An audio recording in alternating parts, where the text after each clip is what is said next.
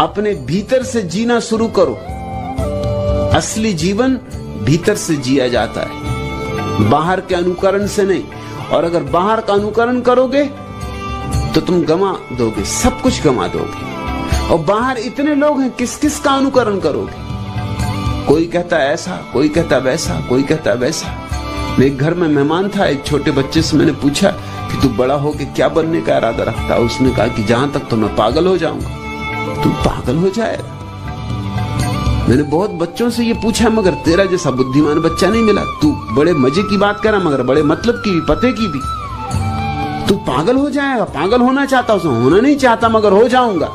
क्योंकि मेरी माँ चाहती मैं डॉक्टर बनूं, मेरे बाप चाहते हैं मैं इंजीनियर बनूं, मेरे काका चाहते हैं मैं संगीतज्ञ बनूं, क्योंकि उनको हारमोनियम बजाना आता है। मेरा बड़ा भाई है, वो कहता है कि तू तो क्रिकेट का खिलाड़ी बन, क्योंकि उसको क्रिकेट का नशा है। और अगर सबकी आपसे कहूं तो इतने लोग हैं जितने घर में सब चाहते हैं ये बन, वो बन, वो बन। मुझसे तो कोई पूछते नहीं कि तुझे क्या बनना है। तो मुझे तो यही लगता है कि मैं पागल हो जाऊंगा अगर ये सब लोग चेष्टा में लगे रहे। कोई इंजीनियर बनाएगा, कोई डॉक्टर बनाएगा, कोई क्रिकेट का खिलाड़ी, कोई हारमोनियम सिखाएगा, कोई तबला बजवाएगा। अगर इन्हीं लोगों के हाथ में रहा तो बस एक बात निश्चित है कि मैं पागल हो जाऊंगा। किनको तुमने अपने जीवन का सारा अधिकार दे दिया है निर्णय करने का। निर्णय भीतर से आने दो। जो तुम करना चाहते हो वह करो, चाहे उसके लिए कोई भी कीमत चुकानी पड़े, चाहे प्राण ही क्यों न जाए, तो भी जाते वक्त प्राणों में कम से कम एक तो संतोष होगा कि मैं जो करना चाहता था वह किया। मैंने अपने को बेचा नहीं, अपनी आत्मा को बाजार में रखा नहीं, मैंने समझौते नहीं किए। मैं मर रहा हूं, लेकिन वही करते मर रहा हूं जो मैं करना चाहता था। तुम्हारे प्राणों में वैसा ही संतोष होगा जैसे सुकरात को रहा होगा जहर पीते वक्त, जैसा मंसूर को रहा होगा गर्दन कटते वक्त, जैसा जीसस को रहा होगा सूली पे चढ़ते वक्त। संतोष, परम संतोष कि मैं जो करना चाहता था मैंने वही किया। मैंने किसी कीमत पर समझौते नहीं किए। इस जगत में परम तृप्ति उनकी है जो समझौते नहीं करते, जो भीतर से बाहर की तरफ जीते। तो करना चाहते हो वही करो। और मैं तुमसे यह भी नहीं कहता कि वह सही है या गलत, उसका निर्णय भी तुम्हारी अंतरात्मा को ही करना है। उसका निर्णय भी बाहर से नहीं लेना है। कौन निर्णय करेगा क्या सही है क्या गलत है? बुद्ध ने घर छोड़ा, पिता समझते थे गलत है, पत्नी समझती थी गलत है, परिवार समझता था गलत है, सब समझते थे गलत है। लेकिन आज 2500 साल बाद क्या तुम ये कहोगे कि बुद्ध ने घर छोड़ा तो बुरा किया? नहीं छोड़ते तो मनुष्य जाति वंचित रह जाती, सदा सदा के लिए वंचित रह जाती। एक अमृत की धार बही, मगर जब छोड़ा था तो कोई भी पक्ष में नहीं था, कोई भी। बुद्ध अपना राज्य छोड़कर चले गए थे इसीलिए कि राज्य में जहां भी जाते वहीं लोग समझाने आते, तो सीमा ही छोड़ दी। सीमा छोड़ दी तो पास पड़ोस के राजा महाराजा आने लगे, क्योंकि वो भी उनके पिता के मित्र थे। कोई बचपन में साथ पढ़ा था, किसी की दोस्ती थी, किसी का कोई नाता रिश्ता था, वो समझाने आने लगे। जो आता वही बुद्ध को कहता कि तुम क्या नासमझी कर रहे हो। जो आता वही समझाता। आखिर बुद्ध को इतने दूर निकल जाना पड़ा जहां कि कोई बाप को जानता ही ना हो, पहचानता ही ना हो। अपने बाल काट डाले, सुंदर उनके बाल थे, ताकि कोई पहचान न सके, घुटमुंडे हो गए। वस्त्र पहन लिए दीनहीन, भिखमंगे मालूम होने लगे।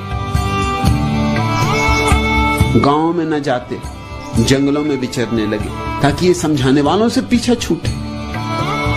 क्योंकि अंतरात्मा से एक आवाज उठी थी कि सत्य को खोजे बिना नहीं मरना है। आज तुम ये ना कहोगे कि बुद्ध ने गलत किया। बुद्ध ने बड़ा उपकार किया, पूरी मनुष्य जाति पर उपकार किया। ऐसा कल्याण किसी और दूसरे मनुष्य ने नहीं किया है। हालांकि तुम भी अगर उस समय होते तो तुम भी बुद्ध को समझाते कि भाई ये तुम क्या कर रहे हो। पिता की सुनो, पिता बूढ़े, उनको दुख मत दो। पत्नी जवान है, उसको पीड़ा मत दो।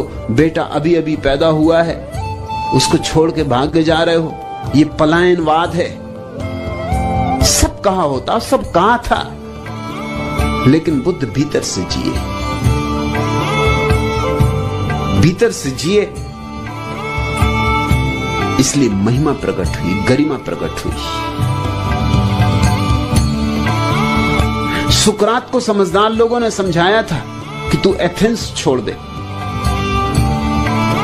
क्योंकि यहां तू रहेगा तो फांसी लगनी निश्चित है।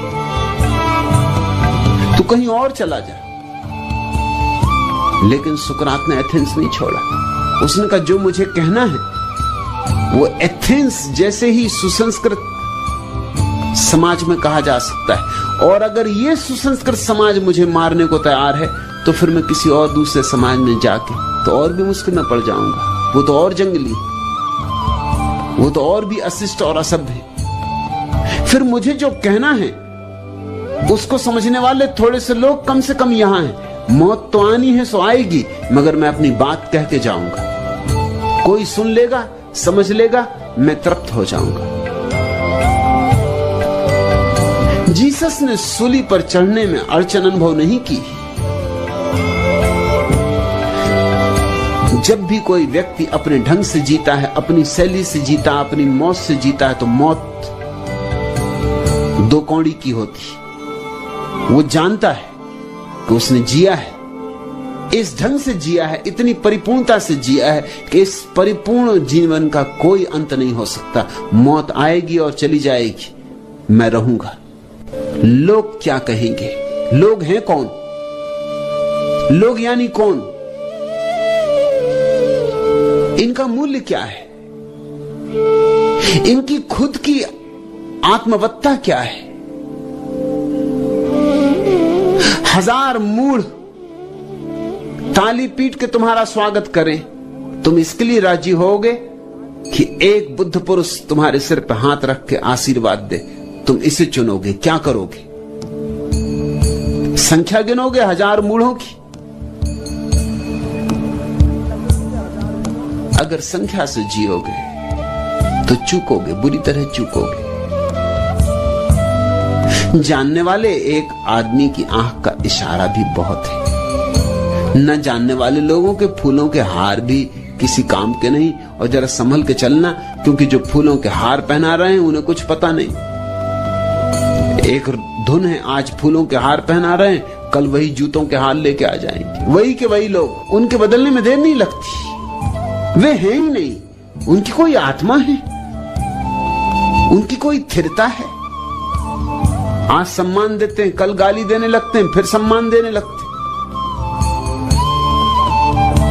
उनकी बातों का कोई भी मूल्य नहीं है।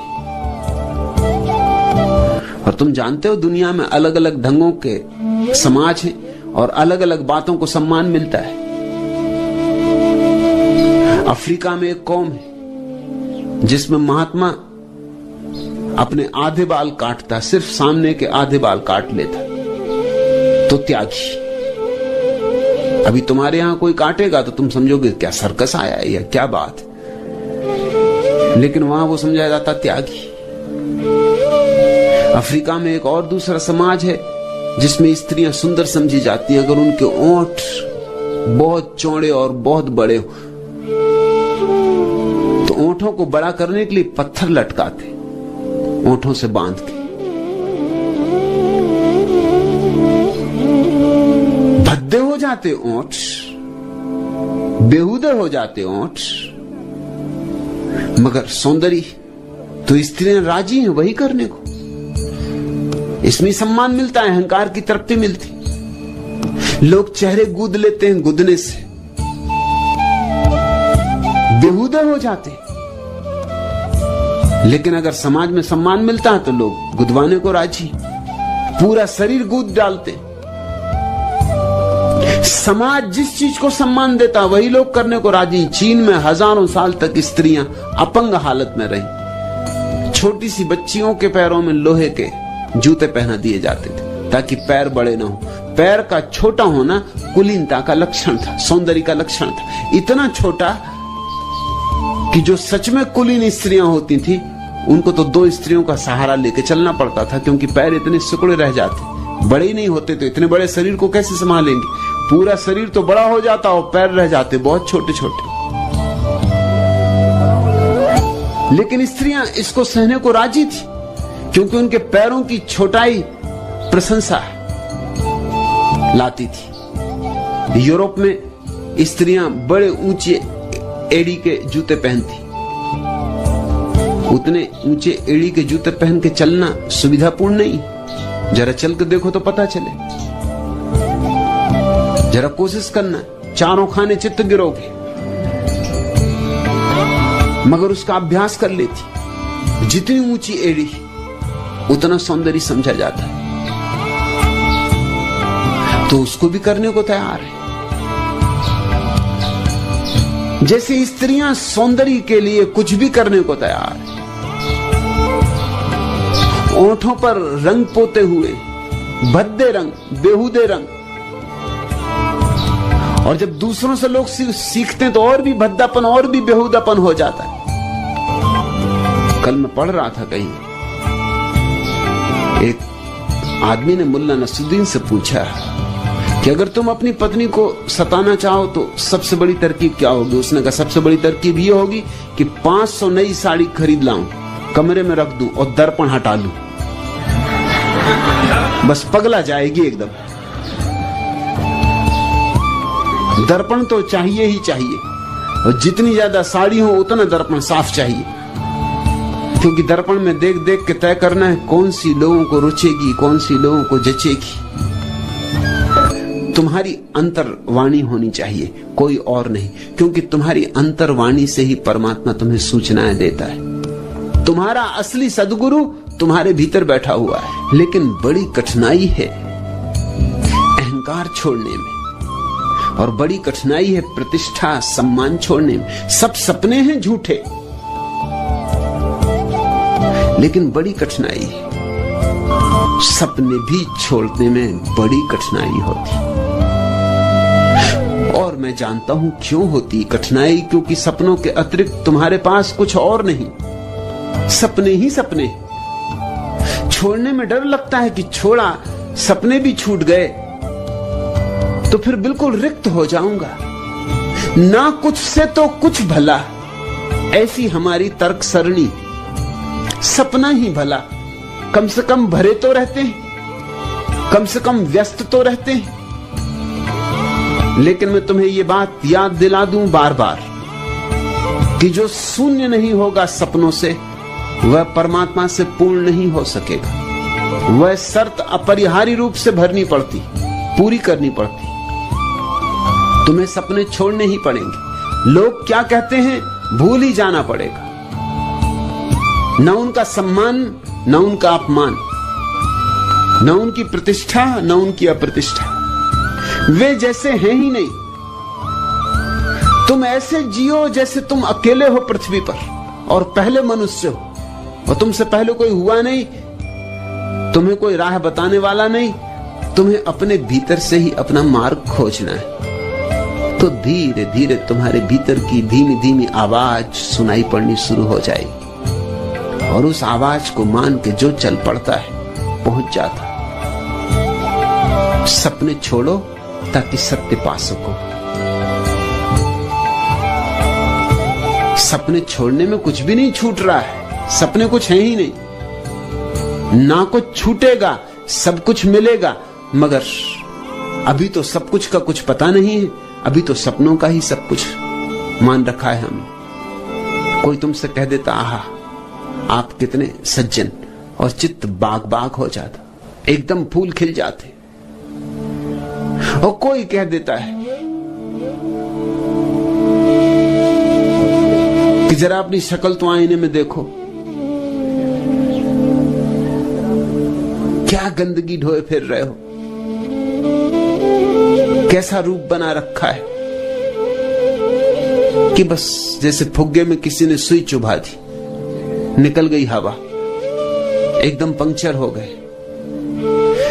तुम दूसरों के हाथों में इतने ज्यादा कि कोई चाहे तो हवा भर दे और कोई चाहे तो हवा निकाल दे।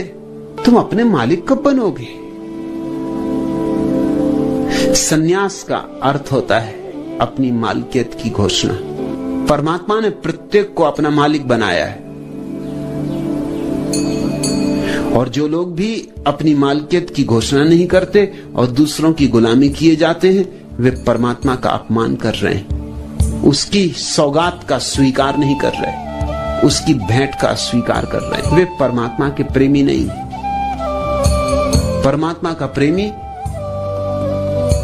अपने और परमात्मा के बीच निर्णय होने देता है। और मैं तुमसे ये नहीं कह रहा हूं कि समाज को नाहक कष्ट दो, कि लोगों को परेशान करो, कि जानबूझ के लोगों के विपरीत जाओ। ये मैं नहीं कह रहा हूं, मेरी बातों को गलत मत समझ लेना।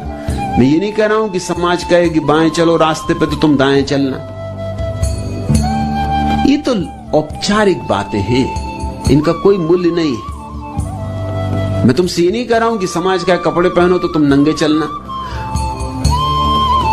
लेकिन मैं तुमसे ये भी नहीं कह सकता कि अगर तुम्हारे मन में किसी दिन महावीर जैसे नग्न होने की बात आ जाए तो तुम नग्न मत हो जाना।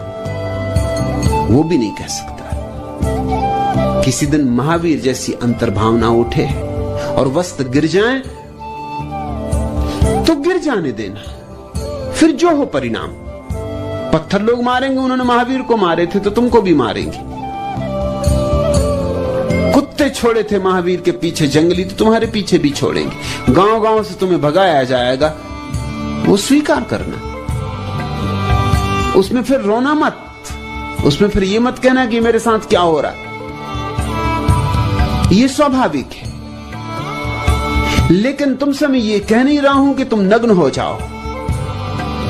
जहां तक बन सके समाज की व्यर्थ बातों में झंझट में पड़ना ही मत। औपचारिक बातें निभा देना, ऊपर ऊपर की बातें, इनसे कुछ हर्जा नहीं। कपड़े पहन के बाजार हो आना, लोगों से जयराम जी कर लेना, बाएं रास्ते पे चल लेना, सामान्य जीवन का जो उपक्रम है उसको पूरे करते रहना। लेकिन अपनी आत्मा को मत बेचना। और जहां सवाल उठता हो कि यहां आत्मा को बेचने की बात है, वहां सब दांव पे लगा देना और अपनी आत्मा को बचा लेना। जिसने अपने को बचा लिया उसने सब बचा लिया, और जिसने अपने को खो दिया वह सब खो देता है।